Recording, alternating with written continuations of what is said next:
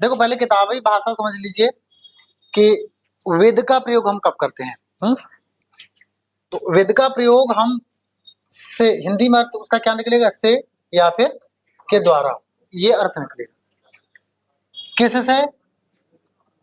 Instruments या फिर tools, औजारों से, है ना, इनके लिए करते हैं, जिसकी सहायता से हम क्या कर सकते हैं, कार्य कोई कर सकते हैं।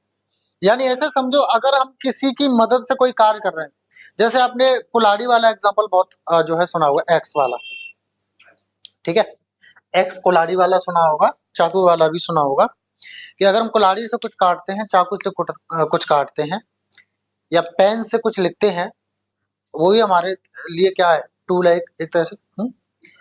या जैसे कोई किसी इंस्ट्रूमेंट से कोई भी करते हैं, जैसे प्रकार वगैरह जो होती है उससे वो करते हैं, तो हम अगर उसका इस्तेमाल करते हैं किसी काम को करने के लिए, तो हम क्या लगाते हैं, विद लगाते हैं। क्या लगाते हैं? विद लगाते हैं, याद रखना, ठीक है। जैसे देखो जरा, he writes with a pen.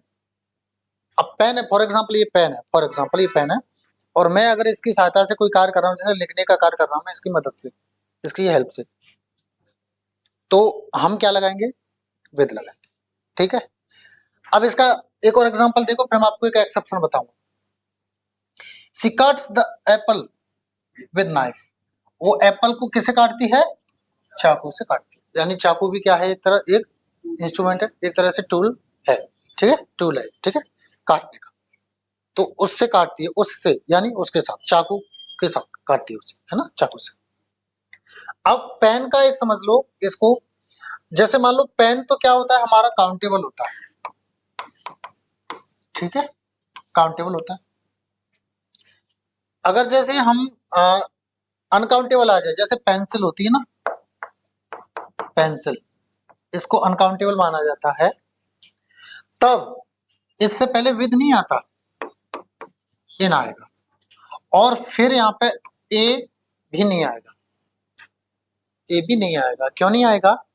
क्योंकि जब ये अनकाउंटेबल है,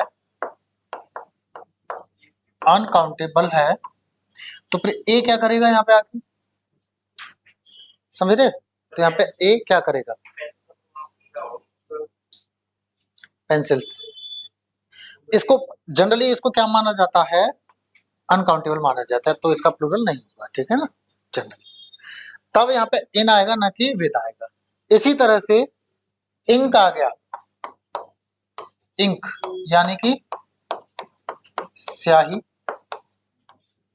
स्याही। पहले क्या होता था, पेन इतने नहीं थे प्रचलन में वैसे वाले, तो स्याही से लिखते थे, कलम और स्याही थे, स्याही से लिखते थे, ठीक है। लेकिन अभी क्या है, कलम के अंदर ही स्याही आती है, कलम के अंदर ही, जिसे रिफिल बोलते हैं ना, रिफिल, फिल यानी भरना, री यानी दोबारा से, तो रिफिल इसलिए उसको बोलते हैं। आप उसको रिफिल बोल देते हो, रिफिल, रिफिल नहीं, रिफिल, उसमें दोबारा से भरी जा सकती है, इसलिए उसको क्या बोलते हैं, रिफिल बोलते हैं। अभी जैसे आपके यूज एंड थ्रो वाले पेन आ रहे हैं ना, वो रिफिल नहीं है, जैसे आपके हाथ में लगा हुआ, ये रिफिल नहीं है। क्यों नहीं है? क्योंकि इसमें दोबारा नहीं भरा जाता, इसको फेंक देते हैं, तभी तो बोलते हैं इसको यूज एंड, गेटिंग? तो ये है। तो इंक भी कैसी होती है, अनकाउंटेबल है। अगर इंक से भी अगर आप लिखते हो, तो आप क्या लगाओगे, इन इंक, ठीक है, क्या लगाओगे, इन इंक, ठीक है। आगे देखें, समझ में आ गया इतना? और ये एग्जाम्स में आ चुका है, आता है और आएगा, आ सकता है, ठीक है। तो सभी इसको इंपोर्टेंट मान के चले, गॉट इट? बढ़े आगे। देखो, बाई आता है आपका मोड ऑफ ट्रांसपोर्टेशन के लिए, बाई किसके लिए आता है, मोड ऑफ ट्रांसपोर्टेशन के लिए। लेकिन जब बात किसकी होगी, इंस्ट्रूमेंट्स की होगी या फिर किसकी होगी, टूल्स की होगी, तो बाई नहीं लगाएंगे हम विद लगाएंगे, ठीक है, समझ में आ गया? ठीक है। अच्छा, एक चीज और, जब विद की बात आ गई तो एक चीज समझ लीजिए, अगर मैं ये कहूं मेरा पेन कहाँ है, तो आपने कहा मेरे पास है सर, मेरे पास है, तो अब पास के लिए वहां पे लगाओगे with, it's with me, it's with me, Ramu के पास है, इट्स विद रामू, ठीक है, इट्स विद समझ गए? चलो आगे बढ़े।